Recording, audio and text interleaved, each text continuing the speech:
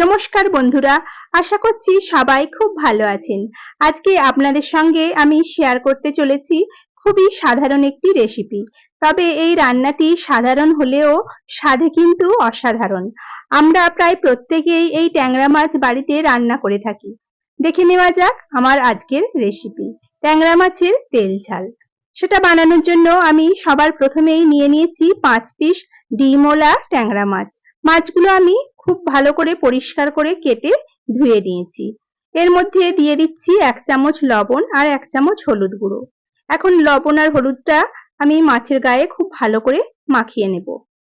লবণ আর হলুদ মাখানো হয়ে গেছে।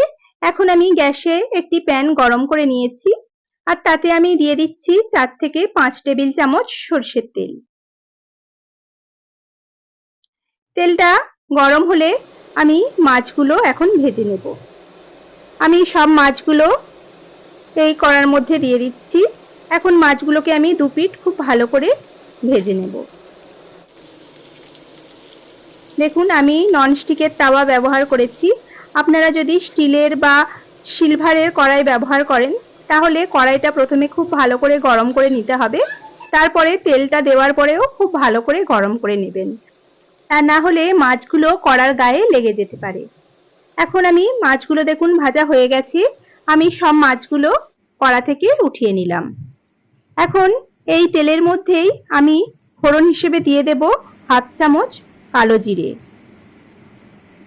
আর দিয়ে দিচ্ছি 2টো চেরা কাঁচা লঙ্কা। এখন ফোড়নটাকে হালকা করে আমি ভেজে নেব। এরপরে দিয়ে দেব একটা মিডিয়াম সাইজের টমেটো, আমি ছোট ছোট টুকরো করে কেটে নিয়েছি। সেটাও আমি এখন তেলের মধ্যে দিয়ে ভেজে নিচ্ছি।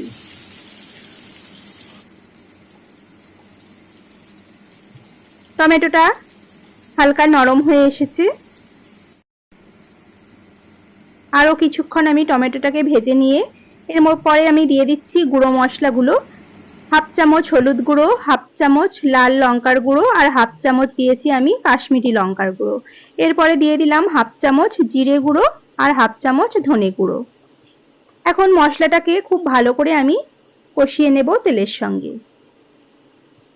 দেখুন মশলাটাকে আমি ভালো করে ভেজে নিচ্ছি। এরপরে আমি দিয়ে দেব পরিমাণ মতো জল।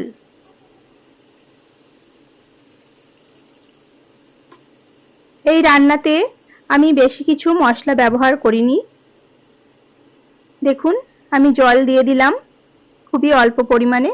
এখন ঝোলটা ফুটতে শুরু করলে আমি ওপর থেকে দিয়ে দেব ভেজে রাখা মাছগুলো।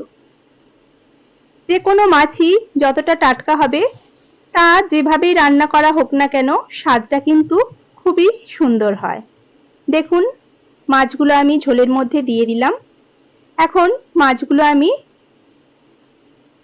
ঢাকা দিয়ে 10 মিনিট আমি ফুটিয়ে নেব মিডিয়াম ফ্লেমে। আমি ঢাকনা দিয়ে দিলাম।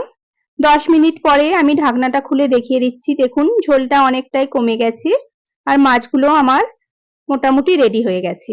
এখন সবশেষে ওপর থেকে ছড়িয়ে দিলাম আমি কিছুটা ধনেপাতা কুচি, দিয়ে আবারও আমি একটু নাড়াচাড়া করে দেব। খুবই অল্প মশলায় আমার ট্যাংরা মাছের তেল ঝাল রেডি হয়ে গেছে আর মাছগুলোর পেটেও একদম ডিম ভর্তি। দেখুন দেখেই বোঝা যাচ্ছে। আমি মাছগুলো আরেকবার উল্টে দিচ্ছি।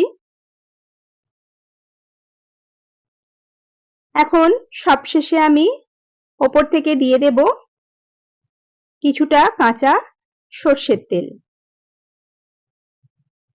লাস্টে একটু এইভাবে কাঁচা সর্ষের তেল দিলে মাছের ঝোলের টেস্টটা কিন্তু খুবই সুন্দর আসে। ট্যাংরা মাছের তেল ঝাল আমার একদম রেডি। আমি একটা প্লেটে মাছগুলো সার্ভ করে নিয়েছি। আর এই বর্ষাকালে গরম গরম ভাতের সঙ্গে দুপুরবেলায় ট্যাংরা মাছের তেল ঝাল দিয়ে ভাত খেতে কিন্তু দারুণ সুস্বাদু লাগে। আমার আজকের রেসিপিটা কেমন লাগলো অবশ্যই আমাকে কমেন্ট বক্সে জানাতে ভুলবেন না। নমস্কার।